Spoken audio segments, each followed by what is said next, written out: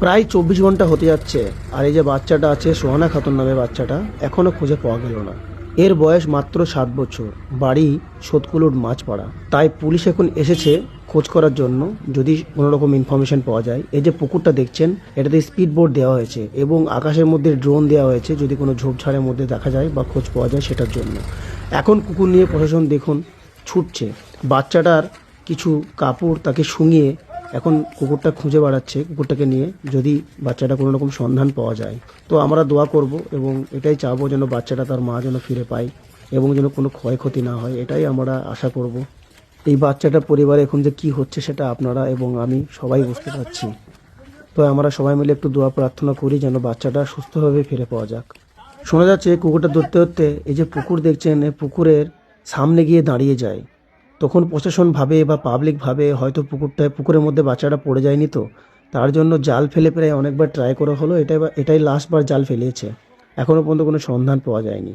তো আমরা সবাই এটাই দোয়া প্রার্থনা করি যেন বাচ্চাটা সত্যিই হারিয়ে গিয়ে থাকে, যেন অন্য কোনো বিপদ না হয়ে থাকে। এটাই দোয়া করি, কারণ বাচ্চাটা যদি কোনো রকম বড় ধরনের দুর্ঘটনা ঘটে তাহলে কিন্তু এটা খুবই ক্ষতিকর, খুবই বিপজ্জনক। আজ হয়তো তাদের পরিবারে হয়েছে, কাল কিন্তু আমাদের পরিবারে হতে পারে। এভাবে আমরাও কিন্তু কান্নাকাটি করতে পারি। তাই আমাদের সবাইকে সচেতন থাকতে হবে। হয়তো সত্যি এমন হয়ে থাকে, হয়তো বাচ্চাটা ভুল করে অন্য গ্রামে চলে গেছে, এটাই যেন হয়ে থাকে। এটাই আমরা আশা করি, যেন কোনো রকম বড় ধরনের বিপদ বা দুর্ঘটনা না ঘটে, এটাই আমরা আশা করি বা এটাই চাই। তো দেখুন আপনারা, শোনা যাচ্ছে বাচ্চাটা রোজকার মতন খেলতে বেরিয়েছিল। তো বাচ্চারা যখন বাড়ি ফেরার টাইম হয় তখন যখন ফেরে না, তো তারা মানে তাদের পরিবারের খোঁজ খবর করে। প্রায় দেখে যখন রাত্রে 8টা বেজে গেছে তখন সেখানকার মসজিদে অ্যানাউন্স করার জন্য বলে।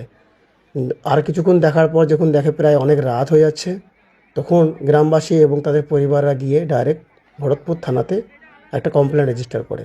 তারপর থেকে পুলিশ প্রশাসন দেখুন পুকুরে জাল ফেলার ব্যবস্থা করেছে এবং স্পিড বোট নামিয়েছে পুকুরের মধ্যে এবং উপরে ড্রোন দিয়েছে। তারপর বাচ্চা খোঁজার জন্য তারা কুকুর দিয়ে ট্র্যাকিংও করছে। আশা করছি আমরা বাচ্চাটাকে ফিরে পাবো।